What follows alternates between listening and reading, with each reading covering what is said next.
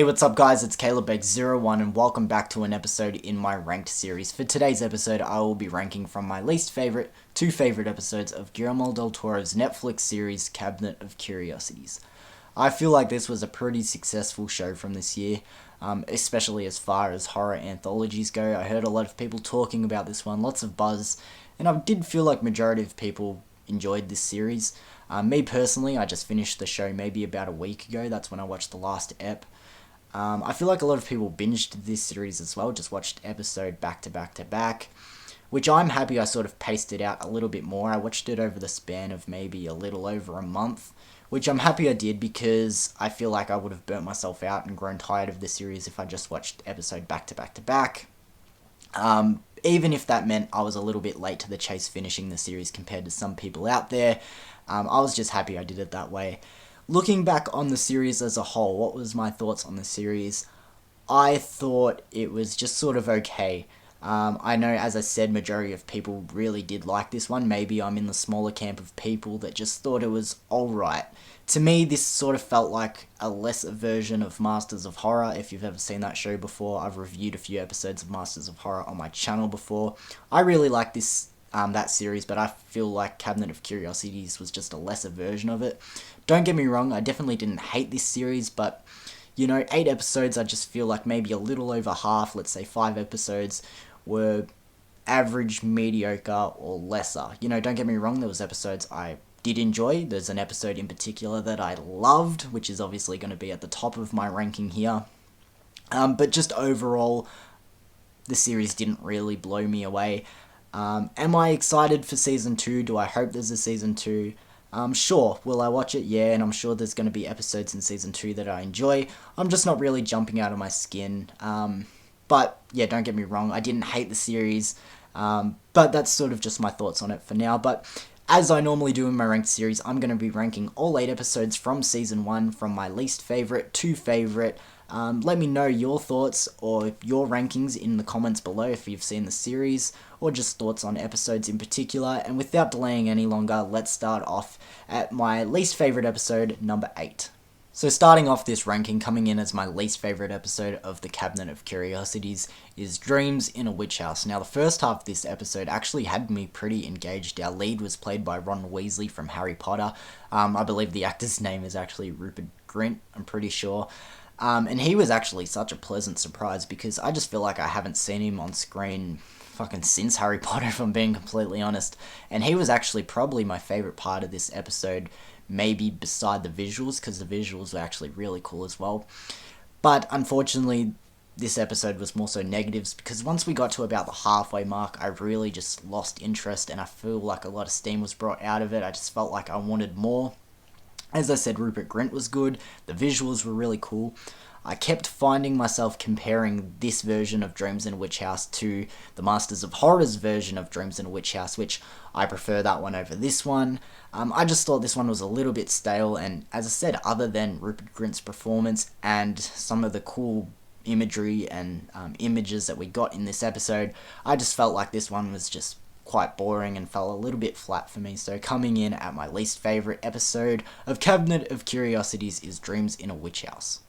Next up on my ranking, coming in at number 7, was actually the first episode of the series, Lot 36, which I found to be a little bit underwhelming and not quite the bang that I was hoping that the Cabinet of Curiosities would start off with.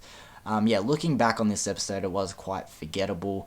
The first 2 acts of this episode, I found myself somewhat engaged and kind of excited to see where it went. However, just by the time I got to the 3rd act, I found it to be quite predictable. It sort of ended up being in a position where I thought it was going to be, which was a little bit unsatisfying, even though, again, in the 3rd act, some pretty cool imagery, but by then, I just feel like it was a little bit underwhelming and not quite the outcome I wanted it to be, so this episode was a little bit disappointing in that way. Even the entertainment factor wasn't quite there either. I feel like our lead's performance was also a little bit shaky, so overall this one was a little bit of a disappointing episode. The next episode coming up on my ranking might surprise a lot of people because this episode I feel like was a bit of a fan favourite and the episode that I heard get praised the most, but coming in at my number 6 was episode number 3, The Autopsy. Now to be fair, this episode was a fair step above the previously mentioned 2. However, by the time this episode ended, I was just sort of like, you know what, it was okay. It didn't really blow me away. My favourite elements of this episode was the autopsy scenes, which I know sounds completely fucking stupid. I get it, because 75% of this episode was autopsies. I understand that, but I just mean the more procedural things that go into an autopsy. I was actually like, fuck, this is pretty cool. That might be a kind of cool job, but also on the other hand, maybe not. It reminded me of a movie like Autopsy of Jane Doe. I was just really interested in seeing what goes into doing an autopsy. I thought that was quite decent. But then when it came into the twist element of this episode, which I'm gonna sort of go into because I feel like a lot of people have sort of given away what this episode's about, when the alien elements came into it, I was just sort of out of it. I was like, no, I don't really care for it. But again, as I said, the autopsy scene's quite cool. I know the director, he's actually getting a fair few fans. I can't remember his name, but he directed The Empty Man from a couple of years ago, which that movie's starting to become like a modern cult classic. I haven't seen that movie, but as I said, I know the director's starting to get a lot of fans. Might have to check that out. But again, this episode was just sort of meh for me. Maybe the reasoning doesn't quite, get it over the line. I liked the autopsy scenes, but I didn't like the episode The Autopsy. It doesn't really make too much sense. But again, that's just how my ranking works. So my number 6 was The Autopsy. Now, coming from The Autopsy, which, as I said, I heard a lot of people say was their favourite episode of the series, now going to an episode that I heard a lot of people sort of shit on, but I enjoyed it. So up next for me is Pickman's Model. Now, as I said, I heard a lot of people say that this episode was underwhelming or boring. I enjoyed this one. It was trippy, a little bit weird, a little bit outside the box, but I enjoyed it for that. I wasn't put off by the period piece or time jumping. I really liked our lead's performance. I can't remember his name, but I enjoyed watching him on screen. But who I enjoyed more was his co-star, Crispin Glover. And just like Rupert Grint in Dreams in a Witch House, he was a welcome addition. He was so fucking captivating every time he was on screen. Possibly my favourite performance throughout the series. He played Pickman. He was outstanding. But as I said before, some of the best imagery of the series. Is one other episode that sort of contends for that number 1 spot. But as I said, I wasn't put off by the trippiness, weirdness of this one. It was outside the box. I liked it for that, so I'm going to keep this one short and sharp. Coming in at my number 5 was Pickman's Model. Next up on my ranking, coming in at number 4, was actually the closing episode of the series, The Murmuring, which was directed by Jennifer Kent. She is an Australian director, most well known for doing The Babadook and The Nightingale. And this episode definitely felt very Jennifer Kent. Maybe not story-wise, but she likes to put a lot of emotion into the things that she directs, and you could definitely feel it there. A lot of people were saying that this was the saddest and most emotional episode, and I definitely agree.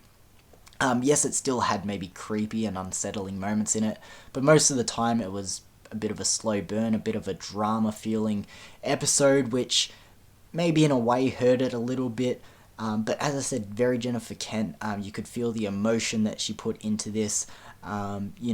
Emotions of grief and sadness and those sort of elements. This one didn't blow me away, but again was a step above, and I feel like a lot of people did connect with this one, and yeah, I feel like it was a pretty cool way to close off the series. So coming in at my number 4 was The Murmuring. Now, coming in at my number 3 is the episode The Viewing. Now, I know a lot of people could be saying, how do you have The Viewing so high if you had Lot 36 so low? Because there actually are a fair few comparisons between the two episodes. Majority of both episodes are built up with character interactions and dialogue, but they both result in a crazy balls-to-the-wall third act, which, as I said, to be fair, 2 completely reasonable comparisons between the 2 episodes, but I loved the character interactions in The Viewing. Great ensemble cast, the best ensemble cast in the series. I especially loved the performance from Eric Andre. I am a big Eric Andre fan, but I love when comedic actors, play out of type and play a more serious role, and that's what he did here. But as I said, just the whole cast in general just smashed it out of the park. And as I said, this episode is majority dialogue between this group of strangers and their interactions together. Yes, it has a crazy third act where it's balls to the wall, fucking drop the mic. But to be completely honest, I probably liked the first half of this episode more, just them interacting and talking. I fucking loved it. It not only took place in the early 80s, but it had this early 80s / late 70s throwback feel to it. I just thought this episode was fucking awesome. It rocked. So coming in at my number 3 is The Viewing. Coming in at my second place was the episode The Outside. Man, I fucking loved this episode. If anything, I wish I loved it more, but we'll sort of get into that. Our lead in this one, played by Kate Micucci, she done an outstanding job, and just like Eric Andre, a comedic actress, and to be fair, she doesn't play it completely straight in this one, neither does Eric Andre in The Viewing, actually, but, you know, a comedic actress playing something a little bit more serious here. I thought her performance was really fucking engaging. I found this episode to be a mashup of movies like May and The Stuff. May because, you know, we have this quirky outcast female lead who's just sort of trying to fit in some ways, and, you know, you're getting into her interactions and getting into what makes her tick. I loved that. And as I said, The Stuff as well, because in this episode, you know, she's trying this skin cream which has a more sinister undertone going on with it. I won't spoil this episode, but I was just fucking hooked with this episode. If anything, if I had to pick any episode to run for a full-length movie time, it would have been this one. Because I was just fucking hooked and I wanted more and more. If anything, that's sort of what brought down the rating for this one for me. I just wish it ran longer. And don't get me wrong, this episode wasn't perfect. As I said, I wish I loved this one. I just really, really enjoyed it. So, I'm going to just leave it there. Coming in at my number 2 was The Outside. And here we are, finally at my number 1. And coming in at my number 1 was actually episode 2, Graveyard Rats. Now, this episode fucking floored me. It blew me away. If you know me, what do I love? Creature features. This episode obviously had rats. It had normal rats, giant mutant rats. It had it all. I loved it.